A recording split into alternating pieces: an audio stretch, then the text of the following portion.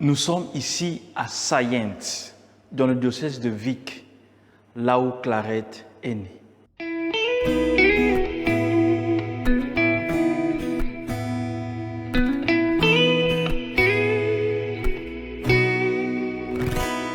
Parlons un peu de sa naissance. Saint-Antoine-Marie Clarette est né le 23 décembre 1807 dans la maison natale de Clarette. Il est issu d'une famille de tisserands. Dès l'âge de 8 ans, son père l'envoie à Barcelone pour qu'il se spécialise dans la fabrication textile. Il le réussit très bien, très apprécié de ses professeurs et patrons. Malgré le succès, il sent un profond vide et quelques événements malheureux lui font découvrir sa vraie vocation. C'est en 1829, à l'âge de 22 ans, que le saint décide de faire son entrée au séminaire de Vic, capitale de son diocèse natal. Il se fera remarquer par sa piété et son engagement en faveur des pauvres et des malades. Il se découvre une vraie passion pour la parole de Dieu au séminaire. Malgré les vicissitudes sociales et politiques de l'époque, Antoine parvient au sacerdoce le 13 juin 1835. Il est ordonné à Solsona, en Espagne. Après son ordination, il sera envoyé dans sa ville natale ici comme vicaire paroissial. Après quelques temps, comme vicaire dans sa ville natale, il se rend à Rome pour devenir missionnaire. Mais ses tentatives échouent. De retour en Catalogne, où, après un court séjour à Viladrau, il est nommé en 1842 missionnaire apostolique. Il commence alors à parcourir les villes et villages de la Catalogne pour y apporter la bonne nouvelle. Les îles Canaries aussi seront les témoins de son zèle apostolique.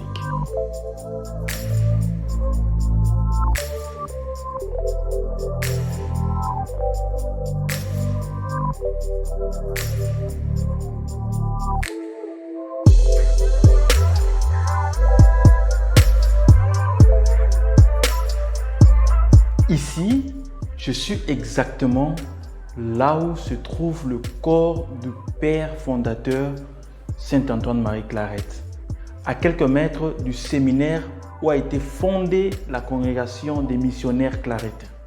Alors parlons un peu de la fondation. Le 16 juillet 1849, le saint se réunit avec 5 autres prêtres au séminaire de Vic, qui est à quelques mètres, comme je disais, et fonde la congrégation des Fils du Cœur Immaculé de Marie, qu'on appelle généralement Clarette. Malheureusement ou heureusement, à la fin de cette même année de la fondation, le Saint-Siège nomme Saint-Antoine-Marie Clarette archevêque de Cuba, alors colonie espagnole. Pendant 8 ans, il se donnera totalement au service du peuple cubain. Il sera le vrai organisateur de l'église de son archidiocèse de Santiago. La reine d'Espagne, Isabelle II, le nommera son propre confesseur en 1857. Il profite des voyages royaux pour continuer son apostolat missionnaire. Les ennemis de la foi lui font la vie dure. En 1868, la révolution éclate en Espagne, chassant par le fait même la reine, la monarchie. Clarette suit le cortège royal à Paris, mais miné par la maladie, il se retire d'abord à Rome où il participe au Concile Vatican Ier et ensuite à Prades, au sud de la France, où la congrégation s'est réfugiée.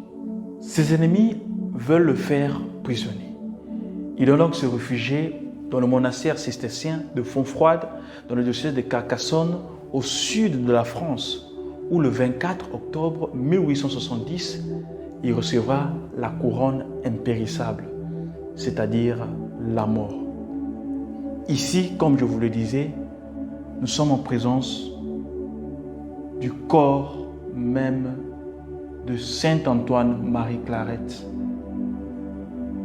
le saint fondateur des missionnaires claretins dans le monde.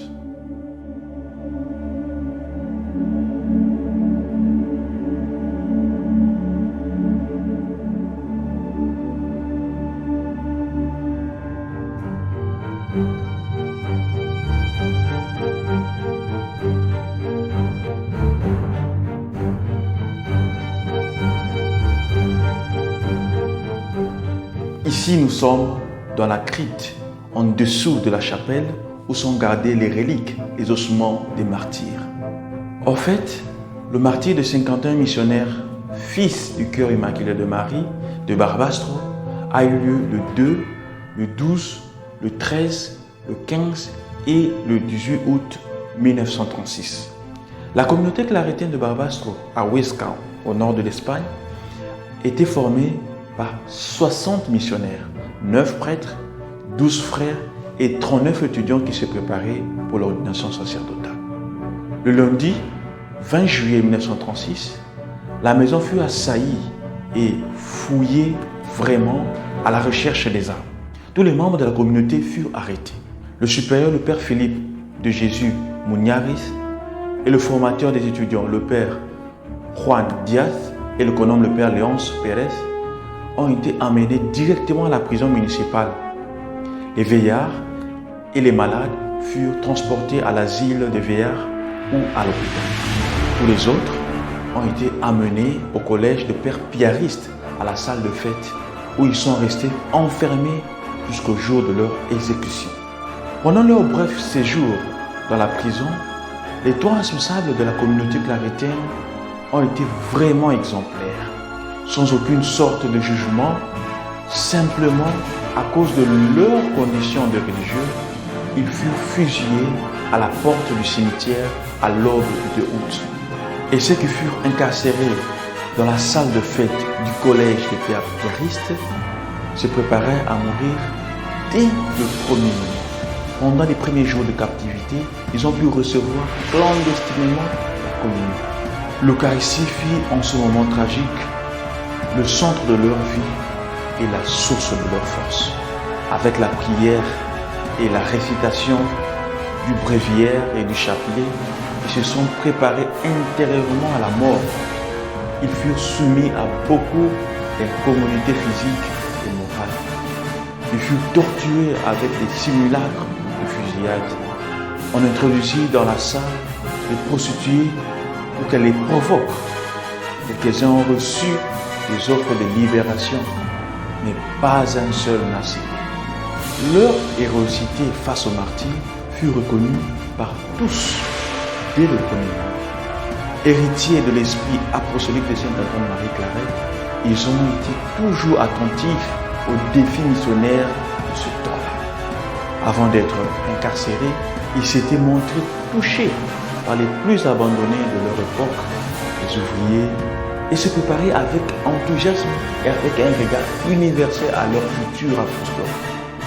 Ils furent béatifiés par le pape Jean-Paul II le 25 octobre 1992.